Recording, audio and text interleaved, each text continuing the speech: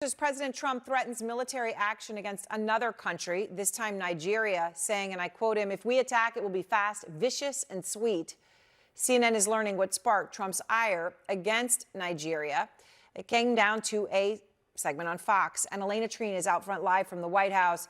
And Elena, pretty incredible that that would be the case here. What have you learned?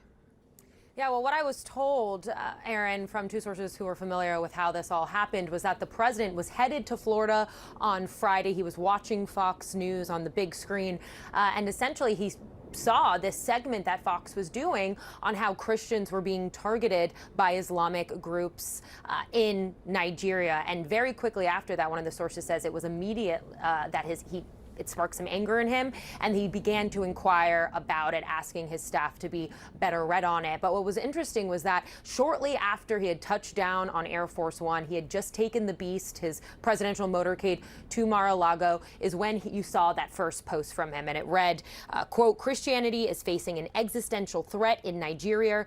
Thousands of Christians are being killed. Radical Islamists are responsible for this mass slaughter." He went on to add that he wants to make Nigeria a, quote, "country of particular concern." Now, what was interesting about this is, of course, for anyone who was paying attention to his Truth Social over the weekend, this became a major focal point of his on Saturday and Sunday as well. He talked about potential military action in the region. And he was also asked directly last night when he was flying back on Air Force One if that could mean potential U.S. boots on the ground or strikes in Nigeria. And the president did not rule it out. But I will say, Aaron, in one of my conversations with people in the Trump administration, they essentially told me that a lot of this is the president making threats to see how Nigeria will respond. One of them said it was a, quote, "art of the deal" type of strategy that he is deploying here. And they've tried to argue that in some ways it's working. You know, the media is giving more attention to it. But all of this comes, as we know as well, that the Pentagon, the president had directed his Secretary of Defense, Pete Hegseth, to look into this. They have begun moving now some personnel back to the region after they had told them to leave essentially a year ago. And so we have to see where this could all lead. All right, Elena, thank you very much. All that new reporting from Elena. The State Department has designated Nigeria as a country of particular concern over claims by President Trump that the Nigerian government is not doing enough to protect Christians from terror groups like Boko Haram. Sources tell CNN Trump has been laser focused on the treatment of Christians in the African country after a report he saw on Fox News while traveling aboard Air Force One. And just 24 hours later, he posted on Truth Social that the United States will cut off aid and go into Nigeria guns a-blazing. He confirmed the possibility of military intervention to reporters. Do you envisage U.S. boots on the ground? Could be. I mean, a lot of things I envisage, a lot of things. They're killing record numbers of Christians in Nigeria. They're killing the Christians and killing them in very large numbers. We're not going to allow that to happen. The White House tells CNN that President Trump has been tracking this issue for some time, even before the segment, and had already considered posting about it. Nigeria is a country of 230 million people, equal parts Christian and Muslim, and both Muslims and Christians have fallen victim to violence from terrorist groups like Boko Haram. But some high-profile killings targeting Christians this year have drawn the attention of President Trump and many Republicans, including an attack on a predominantly Christian farming community located on a very crucial area of farmland that killed at least 100 people. Joining me now is founder and executive director of the National Security Institute, Jamil Jaffer, and CNN military analyst, retired Colonel Cedric Layton. Let's talk about the scope of the issue.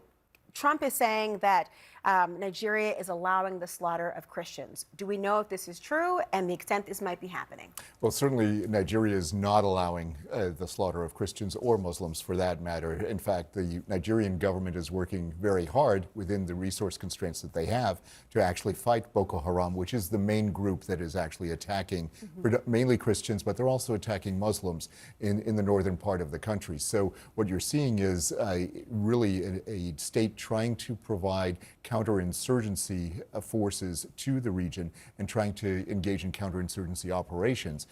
Success? No, they're not there yet. They definitely have some problems taking care of this from a mission standpoint. But the issue is that the Nigerian government needs help, not an occupying force to come in there. Boko Haram has been a terror for a very long time.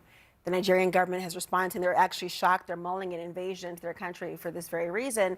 What is the best course of action to deal with what's going on? Yeah. Well, look, there are really two or three different issues going on in Nigeria. You've got Boko Haram in the north. You've got bandits in the northwest. You've got a fight between farmers and herders, people who are nomadic tribesmen who have long been in conflict. It's really there are religious dynamics to it, but a lot of it is really about economics and resources. And so what the government really needs, I think, to Colonel Layton's point, is exactly right. They need counterterrorism support. Unfortunately, we got pushed out of Niger, a neighboring country, just a year ago. The closest forces we have are in Djibouti, quite a distance away. Our headquarters for AFRICOM is in Germany, right? So we don't have a lot of resources in the region to bring to bear on this problem. The best we could probably muster is some counterterrorism strikes, but those would be probably not against the Nigerian government, but in favor of the Nigerian government, which, to Colonel Layton's point, is actually trying to stop these attacks on Christians and Muslims in their country. So what would the military be doing there? I mean, given all those resources, where would the American military come in? So this would be one of the hardest missions to plan because counterterrorism missions by their nature are difficult. And so what you'd have to do is you'd have to get permission from the Nigerians to go in there and to go into the right place. You need ironclad intelligence. That's something that they're not doing in Venezuela, for example. They are just attacking targets as they see them. That is not the way to do this kind of thing. What you need to do is you need to find out who the people are, where they're located, who the most important ones are, and then eliminate those. And that's the most efficient way to do that. We've done that before in Iraq. We've done it in Afghanistan. But in the case of Nigeria, you were talking a vast country that's 37% larger than Texas in terms of square miles. And it's 200, like you mentioned, 230 million people plus. And it's a very complicated, really difficult area to work in. Yeah. Concrete intelligence requires trust, and getting permission from a government that they want to deploy these resources would require total lockdown and information. Do we have that? Well, it doesn't look like it, right? I mean, our resources in the region are constrained. We've largely sort of taken our hands off the tiller when it comes to counterterrorism efforts around the globe. For the better part of a decade, we've been downplaying and downtrending our counterterrorism missions. We've had a few successes here and there. We got Ayman al-Zawahiri, right? We got Qasem Soleimani, right? We've been our partners, the Israelis, the Middle East, have been very successful against a number of terrorist groups in their region. But in Africa and frankly in Southeast Asia as well, we have reduced our counterterrorism footprint in part because we had multiple administrations who said we need to focus here at home, including President Trump on the campaign trail. So it's actually good to see President Trump getting more concerned about terrorism in our hemisphere with efforts against Venezuelan drug traffickers who he's cast as terrorists, and frankly the real terrorists, Al-Qaeda and the Islamic State, who are operating actively in a range of parts of the world, including predominantly in West Africa. We see them about to take over the government in Mali. That's a huge problem, and we've taken our eye off that ball. Of course, narco-terrorism, we're waiting for information from the administration for transparency as to what's happening on those boats, who's there. We do require due process in this country. You were agreeing? Well, yeah, and in fact, what Jamil is saying is absolutely right, because we could see within days the takeover of the country of Mali, which is to the northwest of Nigeria, and that would mean that Al-Qaeda sympathetic people are going to actually be in charge of a country for the first time ever, and they're going to be able to use that as a springboard for attacks in the rest of Africa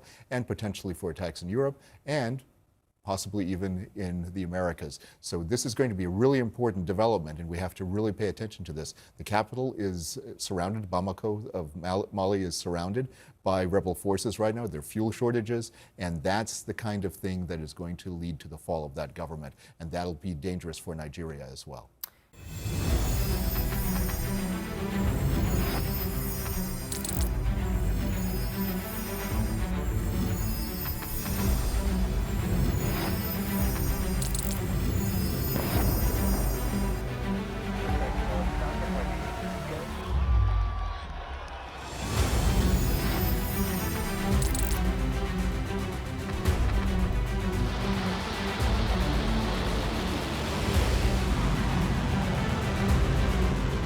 Fighting so long and so hard that they don't know what the they're doing.